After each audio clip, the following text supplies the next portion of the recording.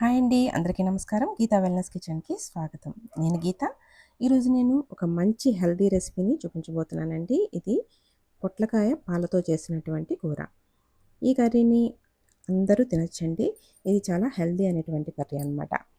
పొట్లకాయల్లో 2 రకాలైనటువంటి కాయలు దొరుకుతాయండి. మనకి పొడవుగా ఉన్నవి, ఇలా పొట్టిగా ఉన్నవి కూడా దొరుకుతాయన్నమాట. ఇలా చిన్నగా ఉన్నటువంటి కాయలే రుచికి చాలా బాగుంటాయండి, పొడవు వాటికంటే కూడా. వీటిని ముందుగా ఇలా పైన ఉన్నటువంటి పీల్ అంతా కూడా చాకుతో క్లీన్గా తీసేసుకుని ఇలా కడిగి పెట్టేసుకోవాలన్నమాట. ఇలా మధ్యలో గింజలు ఉంటాయి కదా, ఈ గింజలు అనేటువంటివి అస్సలు పడేయకూడదండి.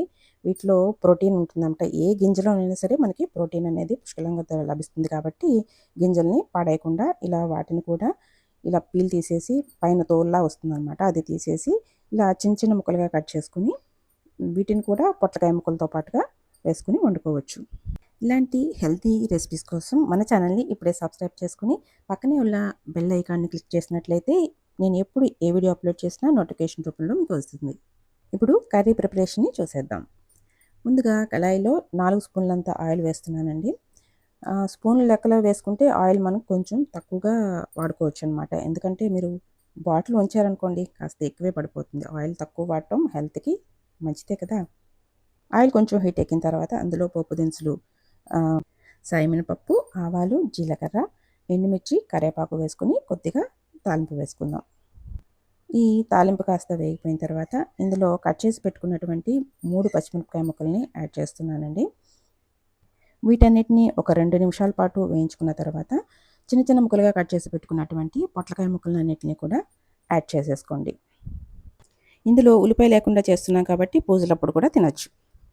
కొంతమంది ఈ పొట్లకాయ ముక్కల్లో ముందుగానే ఉప్పు వేసి వాటిని బాగా పిసికి ఆ నీటిని బయటికి పారబోసేస్తూ ఉంటారండి.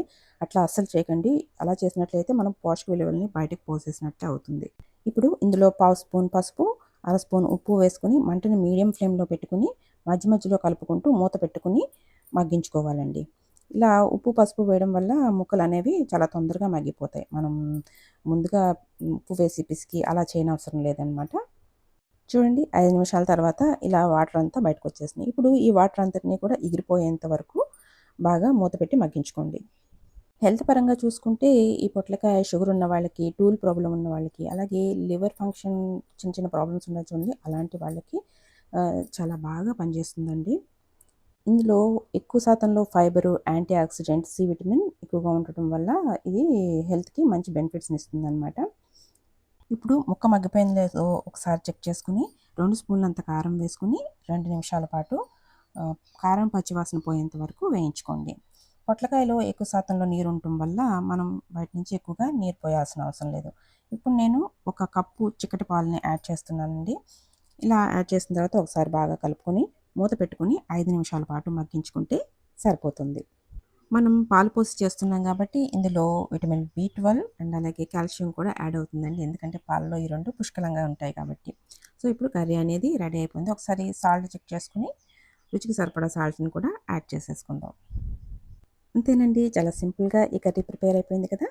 మీరు కూడా తప్పకుండా ఇలా ట్రై చేసేయండి. అండ్ అలాగే ఈ వీడియో మీకు నచ్చినట్లయితే వెంటనే ఒక లైక్ ఇచ్చి ఛానల్ని సబ్స్క్రైబ్ చేసుకోవడం మాత్రం మర్చిపోకండి. మరొక మంచి రెసిపీతో మళ్ళీ కలుద్దాం. ఆరోగ్యంగా ఉందాం, ఆనందంగా జీవిద్దాం.